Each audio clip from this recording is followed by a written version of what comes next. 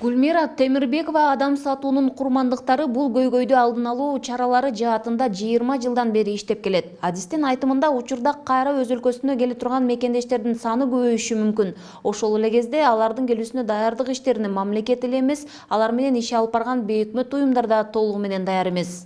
Эң биринчи жумуштап бериш керек го. Экинчи даже жумуштап берген кезде да жумуш баарына жетпейт. Жакын эметкен өлкөлөрдө, ошол эле Европанын өлкөлөрү менен биз кандайдыр бир меморандум түзөбүзбү, организованный миграция болупчу. Мисалы, Европага мейли кандайдыр бир сварщик европейского стандарта керек. Ошондуктан бул жакта биз даярдай элек. Ошол кандайдыр бир сүйлөшүүлөр болсо, бизге 1000 керек десе, мисалы, Россия, Өзбекстан менен ошондой договорлор бар. Сварщики европейского масштаба алар прям 1000ден 500дөн даярдайт. Мисалы, Казакстан азыр 11 класстарда мурда учебный комбинат деген бар эле, азыр Казакстан баардык 11 класстарда булар средний специальность алат, сабак окуп атат. Ошондой кадамдар деле жасаса жаман болбойт дейт. Былтыркы жылдын 10 айында эле адам сатуунун курмандыгы боюнча Кыргызстанда 8 кылмыш иши козголгон. Ички иштер министрлиги бул маалыматты билдирүү менен катар эле ошол адам сатуунун курмандыгы болгондор тарабынан арыздануулар түшөөрү менен ыкчам тиешелүү оперативдик иштер алып барылат дешет. Бирок өлкөдө кабыл алынган улуттук механизмдин негизинде жабырлануучу өзүнүн укугунан пайдаланып, ички иштер органына кайрылуудан баш тартышы да мүмкүн. Ошол эле кезде алар өздөрү каалаган тиешелүү кызматтарды, мисалы кеңеш алуу, коопсуз жайга барууну пайдалана алышат. Адам сатуунун курмандыгы болгондордун арасында сексуалдык эксплуатациялоо жана балдарды сатуу фактылары да бар.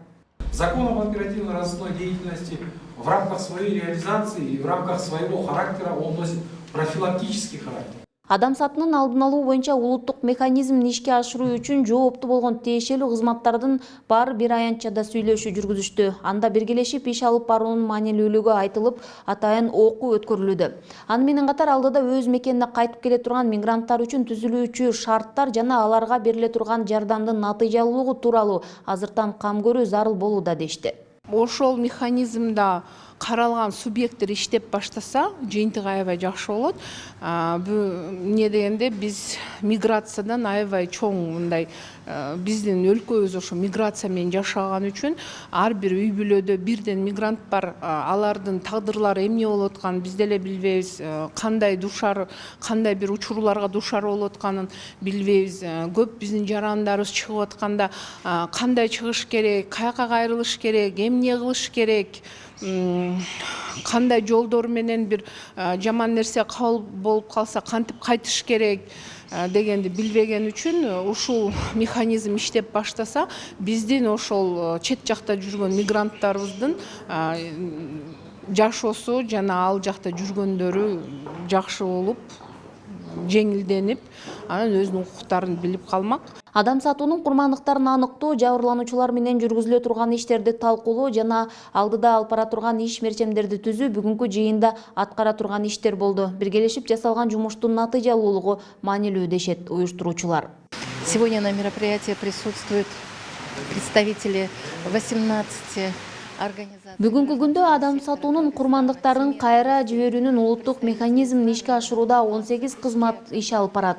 Бүгүнкү иш-чарага өлкөнүн бардык областтарынан Нарын, Талас, Бишкектен өкүлдөрү өлкөнүн түштүк аймагынан тиешелүү кызматтар келишти. Алар бул биз аткарып сөз кылып жаткан токтомду ишке ашыруунун жоопкерчилигин алышкан.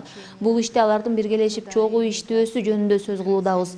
Ушул аянтчада кимдер эмнеге жооптуу, алгачкылардан болуп иш алып баруулары тууралуу сүйлөшүүдөбүз. Жоопкерчиликтүү иштерди кантип туура алып баруу керектиги тууралуу дагы талкуу жүргүзүүдөбүз.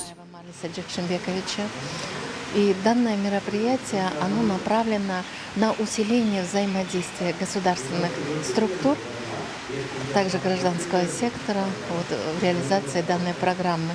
Адам сатуунун алдын алууда мамлекеттик органдар жана өкмөттүк эмес уюмдар алар биргеликте иш алып баруусу маанилүү. Андыктан кызматтар баарынан мурунда адам укуктары жана кызыкчылыктарын алдыга коюулары зарыл. Гүлжан Ажиматова, Бектур Калыбек уулу, Ош шаары.